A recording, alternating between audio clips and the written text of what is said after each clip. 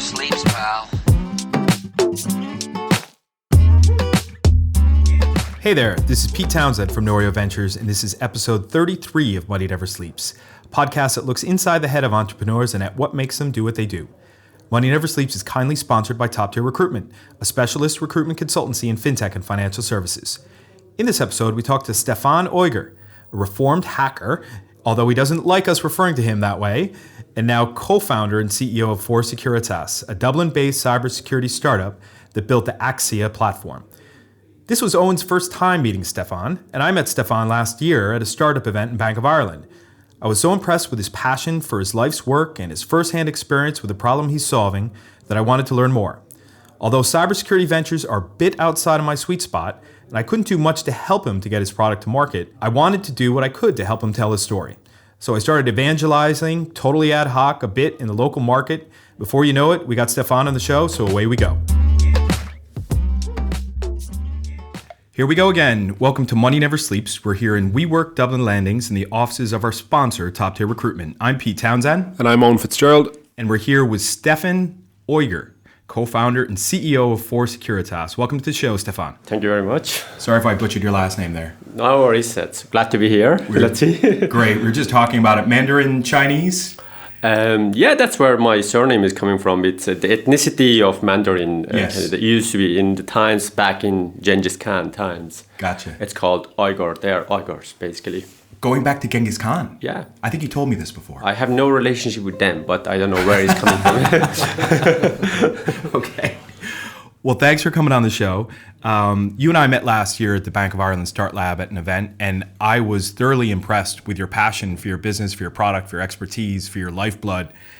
And, you know, we got to know each other a bit, and then when Owen and I started this podcast, you and I had kept in touch here and there, but it was just recently where I thought, I'm talking about Stefan and 4Securitas and the Axia product out there in the market, and about your status as what you shared with me the first time as a reformed hacker, right? So I thought, let's get you on the show, have you tell your story. Would love to hear more about it. So just for our listeners, can you probably just start off with a bit of history with how you ended up here and what you're up to? Sure, no problem. Well, I traveled around the world myself, all been relocated by companies that I worked for. By the way, you should know I'm an evangelist of a free open source software. I've been part of free software community since I was a teenager. So I grew up with that mentality, that community. So I'm by design, sharing my knowledge, sharing everything for sharing. So I've been always curious about the logic, mathematics, IT, technology, and security most importantly. And I was actually obsessed of security. And there's a long back history about security in my background, but let's not talk about that. Yeah. Is that off limits? No. During the conversation, probably I will mention a few of them. When you ask me your questions, definitely I will do a bit talk about it. But I run a lot of communities. They're mostly they were based on security. Basically, I was, to learn more security and to also learn from others and also share with others my skills and improve my skills, security, especially in my area where I come from. It's Southern Italy, is underdeveloped area. So I want to basically create skills for everyone so they would be able to, get employed. Okay. Yeah. So that was since my college mentality. I've been entrepreneur since I was very young, not officially, but I was running communities. What was the first thing you sold? The first thing I sold was a conference, an international conference based on open source, and I needed €300,000. Wow. To run that conference, and I had literally €0, nothing, and this is 2006. And I organized everything, already engaged with speakers and everything without having money. With nothing? With nothing. And you raised $300,000? And 3 months before the conference, I raised everything. Wow. I raised the whole money. Yeah. Okay, all right. So you're in the right business then. Yeah, I hope to. I don't know. I don't know. And then you got to Ireland in 2011, yeah? Yeah, I was relocated. I was working in Scotland I was employed by Sign Microsystems, one of the most ethical companies, and the last, actually, I have to say, the last of Mohicans. Okay. I'm proud to say I was Sun employee, and later on was purchased by Oracle, and Oracle relocated me here. But I moved here I wanted to see Ireland.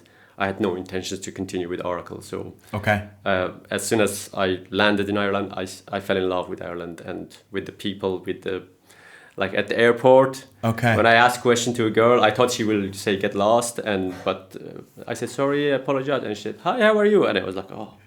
And welcome to Ireland. And I stepped outside at the airport. I saw the cars are parked in 2 lanes in the middle of the road. I said, I love this place. Absolutely, this is the place I'm going to stay. Okay. And I thought it was a woman that brought you here, but you came here looking for one. No. Wow. I met my wife. She's Irish. I met her in Berlin, actually. Okay. In 2011. Yeah. I met her in Berlin 2011 in New Year's Eve. Okay. Yeah, I was just there adventuring around. Then Gotcha. I was lost in Berlin, and then I saw this red-haired woman. I asked for help. And then I saw on your profile, I saw CryptoLogic in there. I saw Amaya. I saw First Derivatives. How did that then all lead to you founding 4Securitas last year? Well, CryptoLogic was one of the first gaming companies in the world. Let's not talk about the CryptoLogic, but they were purchased by Amaya. Amaya is the owner of PokerStars, so we were merged, and I was the head engineer, infrastructure engineer. I was managing 7 teams in 6 different continents for Amaya on behalf of Amaya. I managed multi-million-dollar projects, hundreds of million dollars of projects on their behalf. In fact, I was in Berlin building a data center for them. I was in charge on all of that. And I was in charge of their security, all automate their security. Like Axia, today's Axia, I actually built for those people. But they didn't know about it. Okay. They never knew about it because it was something built ad hoc, by me only. Of course, I couldn't build the whole Axia I have today. Yeah. With small scripts and things, automated a bit there. I already had it in place, actually.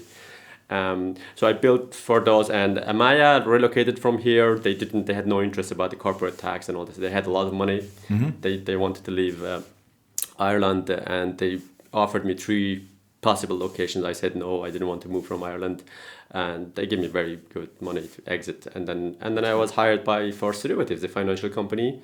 4Derivatives is a bit like a state company. They're very bureaucracy, slow proceeding. Yeah. I was in charge of their infrastructure as well, but I proposed they were struggling about the security and the compliance and all this stuff.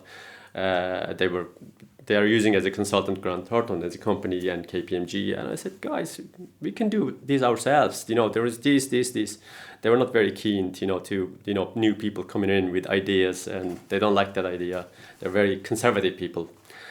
And that's actually pushed me. That's probably one of the last things that I already had an idea. I wanted to, create a startup, create a company. And is this something that if you would have done it yourself within First Derivatives, that it would have looked like that? Exactly. Yeah. If they would have accepted me or my proposals, they would by now. They would have Axia for their own. Okay. Yeah. And give us the elevator pitch for Axia. Well, think about Axia as you're looking in, let's say in a building complex you're living, you have an apartment, and there is a management company, the common areas. So the common areas is usually there is a normal, ordinary security, general security, and I refer to the general security vendors, big vendors like Palo Alto Networks, Splunk, IDR, Rapid7, IBM. So they look after that, all general security. They do very well their job. But when it comes to into your specific apartment, they don't. They're not specialized in that because they clearly say we do general security and we do very well our job. Yeah. They do. I have to admit that. But what I care in terms of business, I care about my apartment. I don't care about I relatively care about the common area. Yeah. Not that I don't care, but relatively I care about the common. So that's where Axia comes. We are looking after servers. Axia is specifically focused on servers, and we do that very well. So you just plug that into your server, put your email address and your distribution list, whoever is going to be notified on the notification. And then Axia will do the whole magic. You don't have to do anything. Even if that server is in AWS or Azure? It doesn't matter. Wherever you have one server in cloud, you have one server in your house, you connect them all to Axia, and you receive your notification. Not only it's a notification, just bear your mind, it's not, you don't have to be a technical person. So we translated all that burden of the technicality into a plain English. It tells you, hey, Peter from this IP is going around your house, is looking into your windows, he doesn't have good intentions, and he wants to break in. Would you like to do something? And Peter is located here, is connecting from here. It gives exactly the geographical location of Peter. Okay. Of course, Peter is just a pseudonym. It's not a real name, and we don't know the name. We have just an IP address. And it gives you the options, beside giving an information about the Peter, and exactly what Peter is doing, is performing, in English, of course. It gives you the opportunity to challenge Peter. It doesn't matter if you are a technical or security expert or just an ordinary finance guy, like an accountant. Yeah. So it gives you options. Do you want to stop Peter? Do you want to kick him out? Do you want to ban him? Do you want to authorize him, let him in? Or do you want to just watch him, see how far he goes? Okay. That's what Axia does. That's pretty cool. Yeah. That is pretty cool.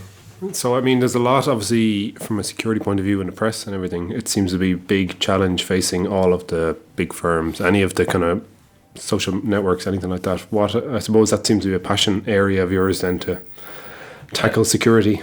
Yeah, absolutely. As I said, it's. I just want to, before I start to talk about Axia and all this potential, I just want to say it's not a silver bullet. It has its ups and downs, but it does its jobs when it comes to servers very well. I mean, I can almost say there's nothing escapes. An ordinary general security products, they will,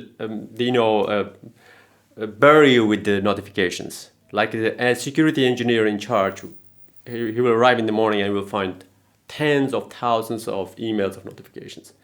But probably just one or two of them are relevant. So what he's going to do, he's going to through all of them, spend all his day and find on these two only, and then investigate further, do the further forensic analysis, see what these two are doing.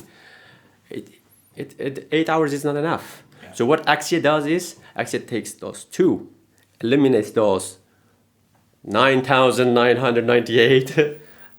It's not a silver bullet, but it does that it eliminates it, and it sends you those two only. It says, there is something going on here, please pay attention. It could be legitimate. If it is legitimate, tell me, so I will learn. Yeah. So Axia learns, basically. When you introduce your staff, you say, Owen is my guy, authorize him. And it starts to study Owen. What's Owen doing? Owen is an IT guy, Owen is an accountant. So it studies, and therefore, when one day Owen does something that he shouldn't, it will notify to Peter, say, Owen is your guy, I know, but he's doing something that he shouldn't. Yeah. Do you approve that? Do you authorize that? Yeah. So we have those sort of a machine learning. Seems like a very intelligent thing. It's a threat intelligence analytic engine, yeah. It does its job, as I said. I'm not going into technical too much. I don't want to annoy you with all this. Well, the last time you and I spoke in detail about what you're up to, you were telling me about some of the clients that you were starting to bring on board, and those and your overall go-to-market strategy, right? Tell us some of the things that have worked and some of the things that might not have worked so well in terms of putting your product into the hands of corporate customers. Penetrating the market is really hard. Okay. It's one of the most challenging, and that's probably that's one of the first things that I underestimated when I started the startup. I had no issues about my product. I'm totally confident, determined 100%. I know what it does. I know it does something useful.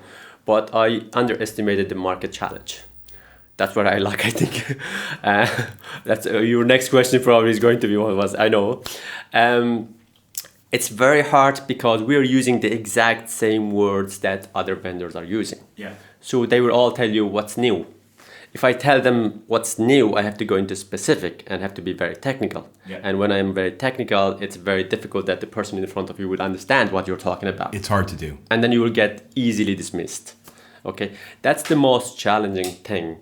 But we're getting there. I'm learning also the market terms, strategies to talk, to translate that technicality, use less technical language and more communication, more. Well, the story you told at the beginning about the common area and the apartment, yes. right? Is that a story being told by others, or is that something? By myself. Yeah. I came to that conclusion. It works. Yeah, but I had no choice. Yeah. I had to find an analogy.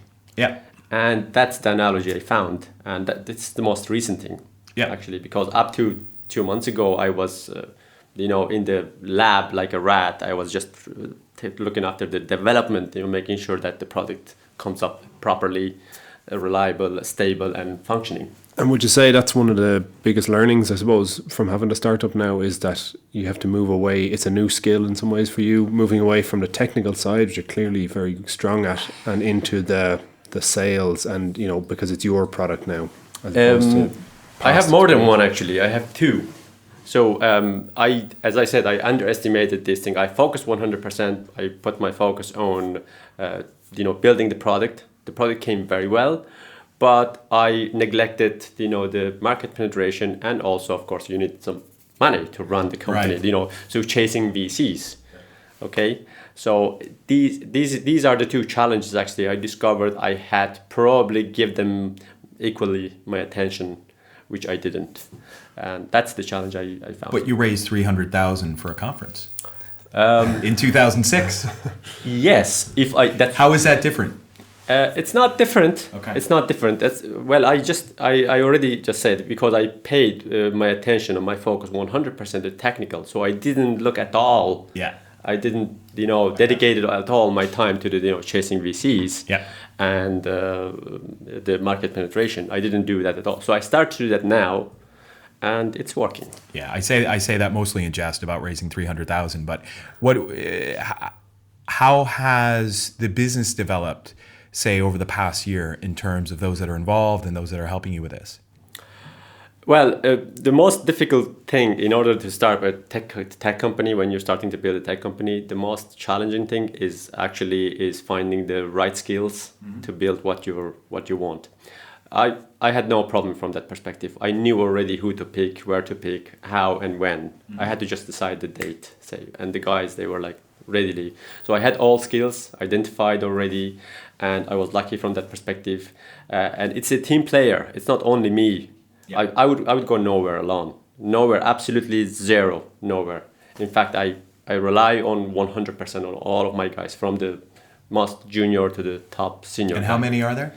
Right now we are 7. That's good size. Yeah, we're 7. So 3 management. We have even chief marketing officer now. Very good.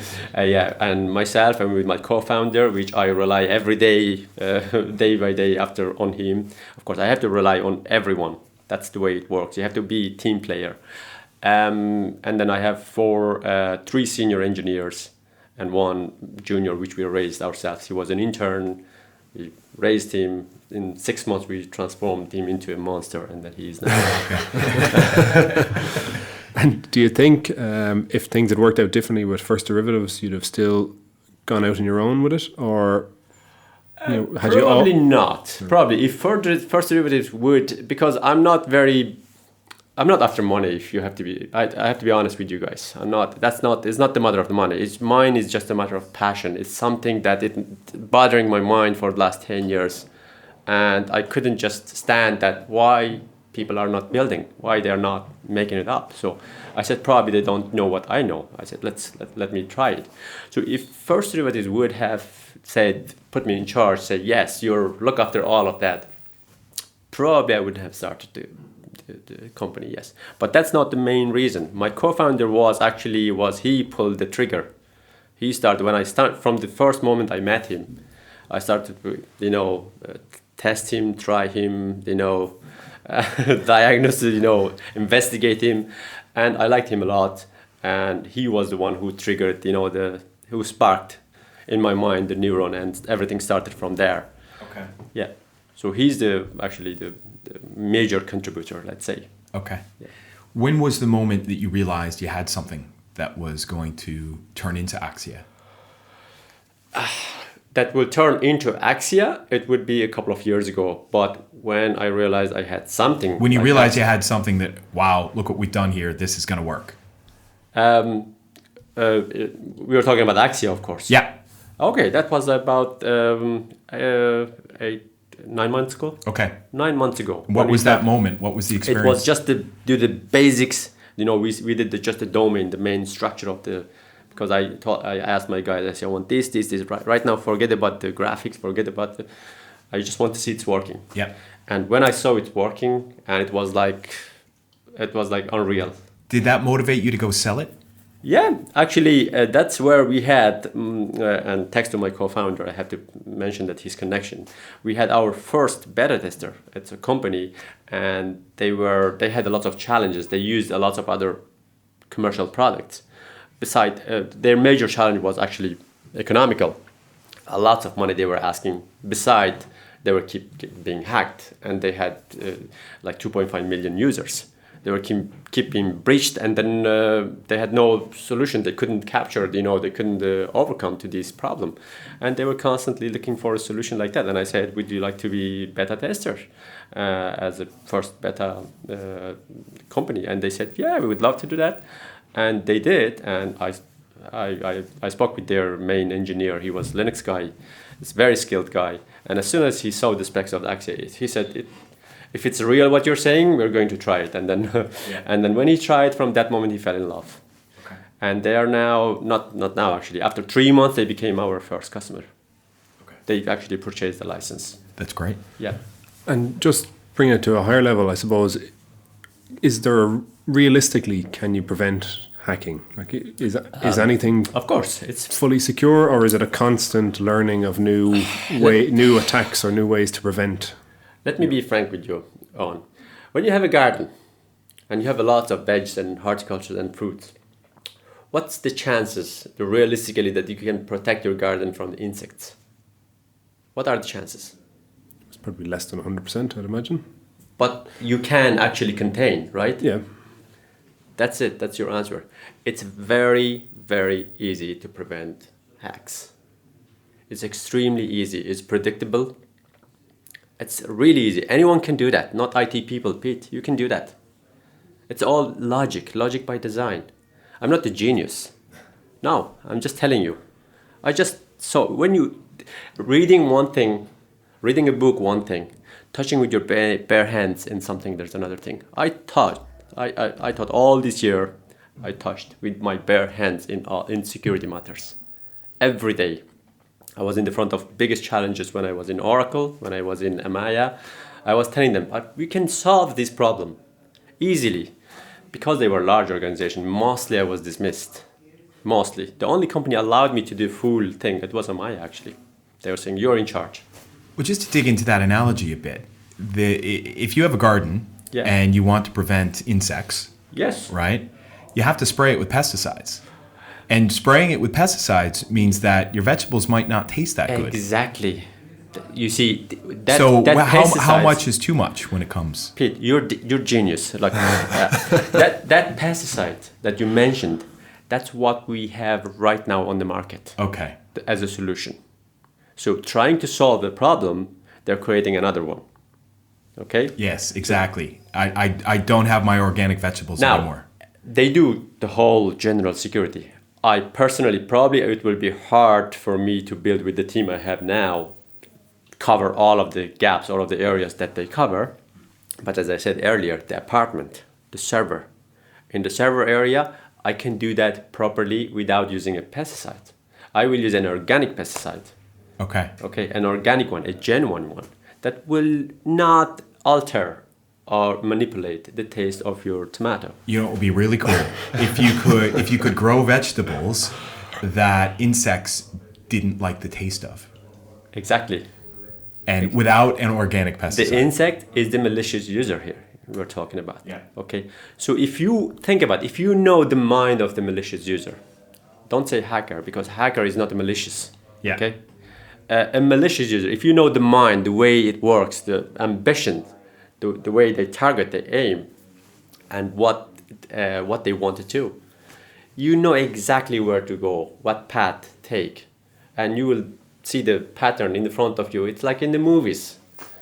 and then you know how to overcome. Then you know exactly the insect is coming, is coming. Yep. But you say, she has no idea what's been expecting there, what's waiting for her, Okay. for the insect and so on. You prepared everything because you predict that. Yep. You anticipate. Okay, that's what Axia is. Okay. I mean, it's clear over the course of the conversation, I suppose, to see your passion for security. And I actually have found that I've learned more about it talking to you now than I probably would have understood prior to this conversation, which is great. What's this year going to bring for the company and for yourself? What's this year? What do you expect this year? What's the hope? This year is the commercial marketing and chasing more VCs money, and I'm chasing VCs outside of Ireland, outside of Dublin, because I was totally disappointed after when I was talking to lots of VCs here.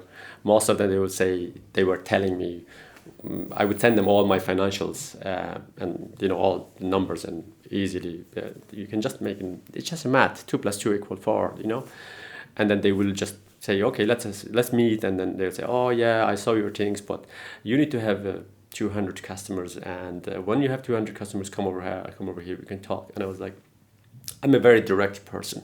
I speak my mind. I don't hesitate if I want to say something.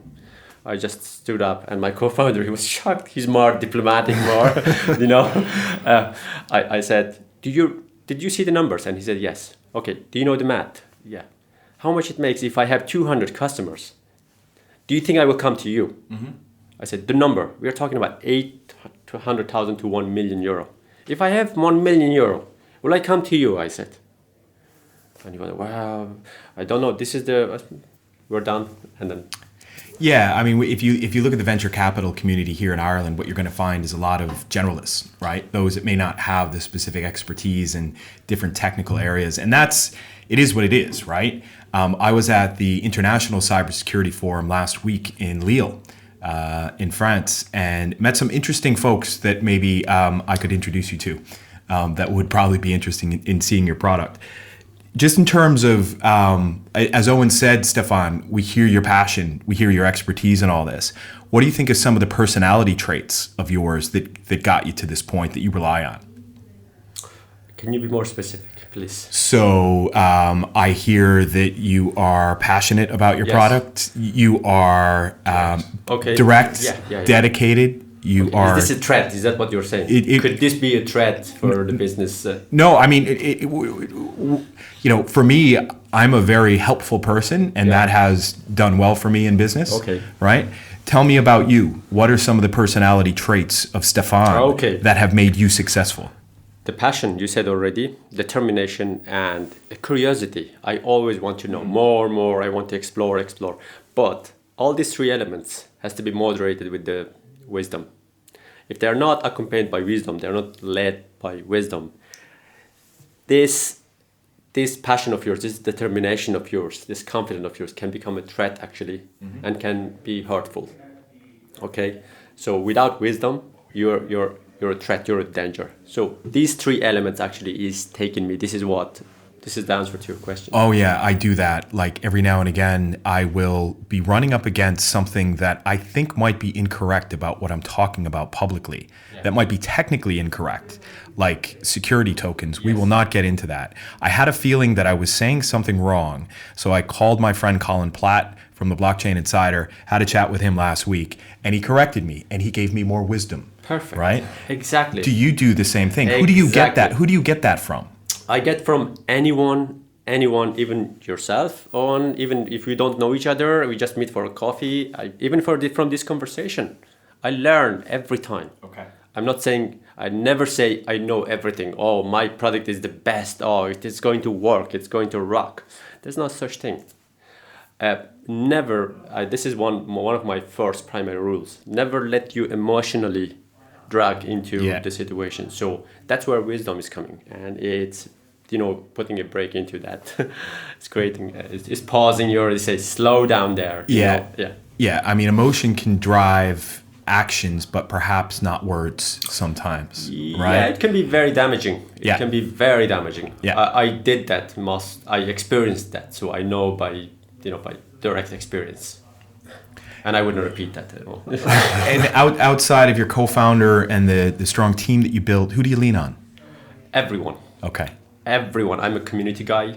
Yeah. I trust by default to everyone. In my mind, the way it's That's designed... an interesting mind for a cyber guy. No, the way my mind is designed, I would like to think everyone is like me. Yeah. Everyone is reliable, trustworthy, exactly the same way as myself. But I have always my contingency plans. Yeah. So in case that, that piece falls down, it comes out not unreliable. I kind of do the same thing where you grant somebody that. You grant somebody that expectation. Yes. But you kind of know in the back of your head that, well, I'm going to do X if Y doesn't work. Exactly. I'm not paranoid, not suspicious, but I have, say, in case anything, I have the contingency plan. But by default, I trust everyone. I rely on everyone. I like to play together as a team player. As I said, alone you go nowhere. There are no longer Achilles or, of going, with the swords or Alexander the Great. There are no longer those things. We are in the era of technology today. Absolutely. Yeah. So I think we've probably learned a lot about the company, but also about you over the course of the episode. Is there anything that people wouldn't expect to know about you? A lot. You wouldn't expect me that I can pilot a military helicopter. Really? Yes. Nobody would expect that. When did that happen? I was in the army for 4 years. Wow. I was in the NATO for 4 years. I was enrolled when I was 18 until 22. And given that you were in the gaming industry for a little while, did you ever use those skills? No. The helicopter skills? No. Actually, these are two worlds. I completely separated them. Okay. I isolated them, and they're completely away from another. And I have lots of other skills like that nobody ever aware. Like a carpenter. I'm a very good carpenter. Wow. Yes. Very skilled individual. I didn't, well, that was the point I asked you the question, right, Owen? Yeah, stuff we didn't know about Stefan. All right. Well, thank you so much for coming on the show. It was great to have you here. I think, one, I learned a lot more about you. Two, I got some more wisdom. So thank you. Definitely. Thanks, Pete. Thanks, Owen. Thank you very much. I learned a lot, actually, myself today talking to you guys. Great. Thank you. Great. Thanks Thank very you. much. Yeah.